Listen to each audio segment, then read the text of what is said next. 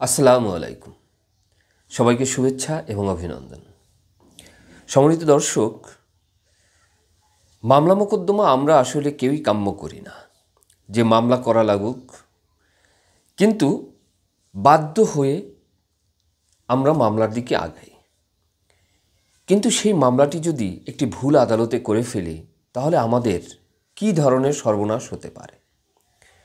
অর্থাৎ যাদেরই মামলা আছে বা ভবিষ্যতে মামলা করবেন ভাবছেন, উভয়ের জন্যই কিন্তু এই ভিডিওটি। হয়তো আপনি মামলা করেছেন, কিন্তু আদৌ কি উপযুক্ত আদালতে মামলাটা করেছেন? কারণ উপযুক্ত যদি আদালতে আপনি মামলাটা না করে থাকেন, তাহলে সেই ক্ষেত্রে কিন্তু দীর্ঘদিন মামলা চলার পর একটা পর্যায়ে এসে আপনার মামলা কিন্তু ফিরিয়ে দিবে আদালত। আপনাকে বলা হবে এটাই যে এই আদালতের এই মামলা নেয়ার এখতিয়ার নেই, আপনি উপযুক্ত আদালতে চলে যান, ওইখানে আপনি মামলাটা ফাইলিং করুন বা রুজু করুন, যাই বলি না কেন সেটা বলে দিবে। তাহলে কি হলো? এই যে দীর্ঘদিন ধরে একটা সময় ব্যয় হলো, অনেক টাকা পয়সা খরচ হলো, আপনি দীর্ঘ একটা স্বপ্নে বিভোর ছিলেন, সেই স্বপ্নটা ধ্বংস হলো, কাজের কাজ কিছুই হলো না। তো এই জন্যই বলি যে কোনো কিছু করার আগে বা কোনো কিছু দিকে যখন আমরা অগ্রসর হব, সেটা সম্পর্কে একটু যদি সামান্যতম হলেও যদি একটু জ্ঞান আমরা নিতে পারি, তাহলে কিন্তু আমাদের জন্য সেটা উপকারে আসে। অনেক সময় দেখা যায় যে বিজ্ঞ লয়ার যারা আছেন, তাদেরও অনেক সময় বিভিন্ন কাজের ফলে বা বিভিন্ন কাজের প্রেশারে যে অনেক সময় অনেক কিছু ভুলে যান। তো সেই ক্ষেত্রে আপনি যখন মামলাটি করবেন, তখন তার সাথে যখন আপনার কথাবার্তা হবে, তখন আপনি যদি এই ব্যাপারটা সম্পর্কে সামান্য জ্ঞানও থাকে, তাহলে কিন্তু আপনার উপকার হলো। কীরকম? আপনি তাকে বলতে পারলেন যে এই মামলাটার এই আদালতে করা যাবে কি না, বা এখানে যে আমরা করতেছি এটা যুক্তিযুক্ত কি না। তো যাই হোক, সুপ্রিয় শ্রোতা, আজকে যে আলোচ্য বিষয় সেটা মূলত এটাই যে কোন আদালতে কোন মামলা করা দরকার, অর্থাৎ প্রত্যেকটা মামলারই যে বিচার করার ক্ষমতা থাকে যে আদালতের, সেই আদালতগুলো সম্পর্কে আমরা একটু জানার চেষ্টা করব। দেওয়ানি বলি, ফৌজদারি বলি, যে মামলাই হোক না কেন, সেই ক্ষেত্রে কিন্তু আপনাদের যে আদালতের যে আওতা, সেই আওতাটার ভিতরে থাকতে হবে। যদি সে আদালতের আওতার বাইরে চলে যায়, তাহলে কিন্তু আপনার এই মামলার গ্রহণযোগ্যতা হারাবে। তো প্রথমেই আসি দেওয়ানি মোকদ্দমার ক্ষেত্রে। আপনার যে প্রথম যে একটা ভাইরাল ডায়লগ, সেটা হলো যে বিষয়বস্তু যেখানে মোকদ্দমা হবে সেখানে। অর্থাৎ আপনার বিষয়বস্তু বলতে এটাই বোঝানো হয়েছে যে আপনার জায়গা সম্পত্তি সেটা যেখানে, সেইখানেই আপনার মামলা করতে হবে। এখন জায়গা সম্পত্তি কোথায়? ধরুন আপনার সম্পত্তি আছে ময়মনসিংহে। এখন ময়মনসিংহ কীরকম? ময়মনসিংহ টাউনেই থাকতে হবে? আসলে ব্যাপারটা এরকম না। ময়মনসিংহ জেলা, আবার বিভাগ বলিয়েন না, ময়মনসিংহ জেলায় যেখানেই আপনার সম্পত্তি থাকুক না কেন, আপনাকে মামলাটা করতে হবে ময়মনসিংহ কোর্টে। তদ্রূপ ঢাকা বিভাগ নয়, ঢাকা জেলা। ঢাকার জেলা আপনার যেখানেই সম্পত্তি থাকুক না কেন, আপনাকে মামলাটা করতে হবে ঢাকা জেলা জজ কোর্টে। এখন এখানে আবার কিছু ব্যাপার থাকে, সেটা কীরকম? যেমন ঢাকা জেলার ভিতরে একটা আছে সিটি কর্পোরেশন, আমরা জানি। সেই সিটি কর্পোরেশনের আবার 52টা থানা আছে। তো এই যে 52-54 যে থানা, সেই থানাগুলোও কিন্তু আবার ভাগ ভাগ করে দেয়া আছে। তদ্রূপ ঢাকা সিটি কর্পোরেশনের বাইরে যেমন আশুলিয়া, সাভার মডেল, ধামরাই, দক্ষিণ কেরানীগঞ্জ মডেল, এই যে থানাগুলো আছে, আবার ওইদিকে আছে দোহার, নবাবগঞ্জ, এই যে থানাগুলো, এগুলোর জন্য কিন্তু আলাদা আলাদা কোর্ট আছে।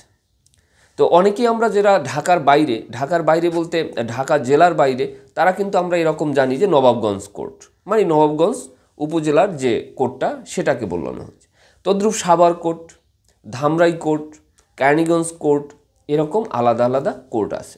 তো তো আপনার সম্পত্তিটা যেখানে, যদি কেরানীগঞ্জে হয়ে থাকে তাহলে কেরানীগঞ্জ কোর্টে আসবেন, আবার যদি ধামরাই হয়ে থাকে তাহলে ধামরাই কোর্টে, সাভার হলে সাভার কোর্টে, এভাবে। কিন্তু এখানেও আবার কিছু ব্যাপার আছে। সেটা কি? এখানে টাকার অঙ্ক, অর্থাৎ এক হলো যে বিষয়বস্তু যেখানে মামলা সেখানে, আর একটা হলো টাকার অঙ্কে। টাকার অঙ্কটা কীরকম? যেমন আপনার বিষয়বস্তুর মূল্য যদি 1 টাকা থেকে 15 লক্ষ টাকার মধ্যে হয়, তাহলে আপনাকে মামলা করতে হবে সহকারী জেলা জজ আদালতে। আর যদি 15 লক্ষ 1 টাকা থেকে 25 লক্ষ পর্যন্ত হয়, তাহলে আপনাকে মামলা করতে হবে সিনিয়র সহকারী জেলা জজ আদালতে। আর 25 লক্ষ অ্যাবাভ যদি হয়, অর্থাৎ 25 লক্ষের উপরে, তাহলে আপনাকে যুগ্ম জেলা জজের কোর্টে মামলা করতে হবে। তো এইটা হলো আর্থিক এখতিয়ার। আর আগে গেল বিষয়বস্তু এখতিয়ার। এই যে বিষয়বস্তুগত এখতিয়ার, আর্থিক এখতিয়ার, এইগুলোর সমন্বয়ে কিন্তু আপনার মামলাটা করতে হয়। তাহলে আমরা পাইলাম যে বিষয়বস্তু যেখানে মামলা সেখানে, আর একটা হলো আর্থিক এখতিয়ার, অর্থাৎ আর্থিক ওই যে সম্পত্তি নিয়ে আমরা মামলা করব সেই সম্পত্তির মূল্যমানের উপরে ডিপেন্ড করবে কোন কোর্টে আমার মামলাটা হবে। সহকারী জজ আদালতে হবে, না সিনিয়র সহকারী জজ আদালতে হবে, না যুগ্ম জেলা জজ আদালতে হবে। এই যে ব্যাপারটা, এটা গেল আর্থিক এখতিয়ার। আর পূর্বে বলছি যে বিষয়বস্তুগত এখতিয়ার। এখন এরকমও অনেক ঘটনা ঘটে থাকে যে আপনার বিষয়বস্তু 2 জেলায় মাঝখানে, অর্থাৎ এরকমও দেখা যায় যে আপনার সম্পত্তির ভিতর দিয়ে একটা নদী প্রবাহিত হয়েছে। নদী প্রবাহিত হওয়ার ফলে আপনার সম্পত্তির কিছু অংশ ধরুন মুন্সিগঞ্জে, আবার কিছু অংশ নারায়ণগঞ্জে, এরকম হতে পারে। তাহলে এই যে মুন্সিগঞ্জ এবং নারায়ণগঞ্জ 2 জেলায় আপনার সম্পত্তিটা পড়ে গেছে, এখন আপনি মামলা কোথায় করবেন?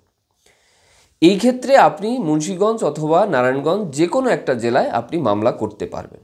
এরকম একাধিক জেলাও হতে পারে, যেমন মুন্সিগঞ্জ, ঢাকা, ওইদিকে আবার নারায়ণগঞ্জ, এরকম 3-4টা জেলার যে মোহনা, সেই জায়গাতে আপনার সম্পত্তিটা, সেই ক্ষেত্রেও আপনি যে কোনো একটা জেলায় আপনি মামলা করতে পারবেন। তবে সেই ক্ষেত্রে আদার্স যে কোর্টগুলো আছে সেখানে একটা নোটিশ জারি করবে কোর্টে যে এই একই বিষয়বস্তু নিয়ে অমুক জায়গায় একটা মামলা চলমান আছে।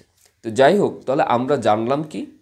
আমরা জানলাম এটা যে বিষয়বস্তু যেখানে মামলা সেখানে, আর আর্থিক এখতিয়ারের ব্যাপারটা হলো 15 লক্ষ থেকে 25 লক্ষ, আর 25 লক্ষের উপরে যাই হোক সেটা হবে সিনিয়র জজের কাছে। এরপরে আসি, অনেক সময় দেখা যায় যে আপনার মান সম্মান, পদের অধিকার, এগুলো নিয়েও মামলা হয়। এগুলো দেওয়ানি প্রকৃতির মামলা। ধরুন আপনি একটা কলেজের প্রিন্সিপাল অথবা কোনো একটা ইউনিভার্সিটির ভিসি।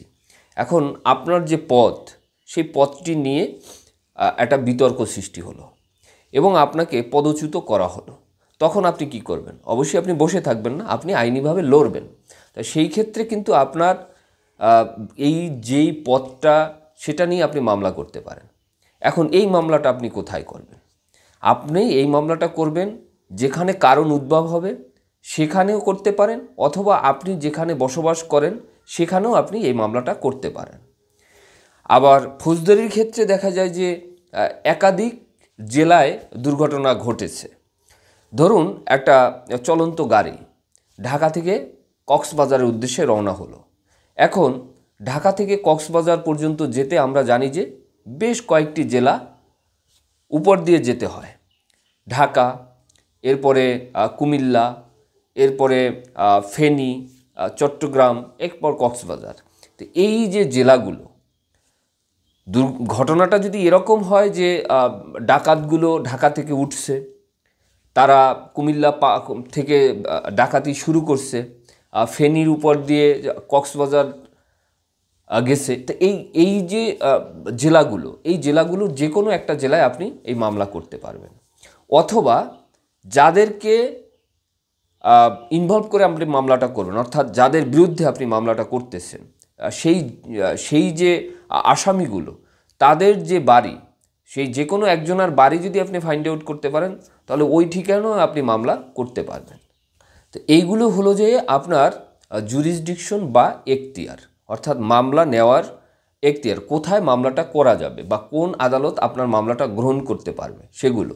তাহলে আজকের যে ভিডিওটির যে সামারিটা সেটা কি আসলো? সামারিটা আসলো এটাই, প্রথমত হলো যে আপনি যদি জুরিসডিকশন ভুল করে থাকেন, অর্থাৎ এখতিয়ারগত যদি ভুল করে থাকেন, তাহলে কিন্তু আপনার মামলাটা খারিজ হবে না, মামলাটা আপনাকে ফিরিয়ে দেওয়া হবে।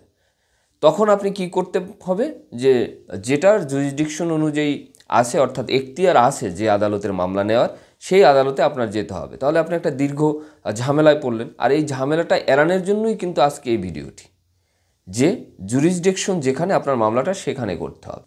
তো সুপ্রিয় শ্রোতা, এই সম্পর্কে যদি আপনাদের আরও জানার থাকে, আরও বোঝার থাকে, তাহলে আপনারা ফোন করতে পারেন, অথবা কমেন্ট করতে পারেন, অথবা মেসেজ করতে পারেন। আমি চেষ্টা করব সেই প্রশ্নগুলোর উত্তর দিতে। সবাই ভালো থাকবেন, সুস্থ থাকবেন, আর অবশ্যই এই চ্যানেলটির সাথে থাকবেন।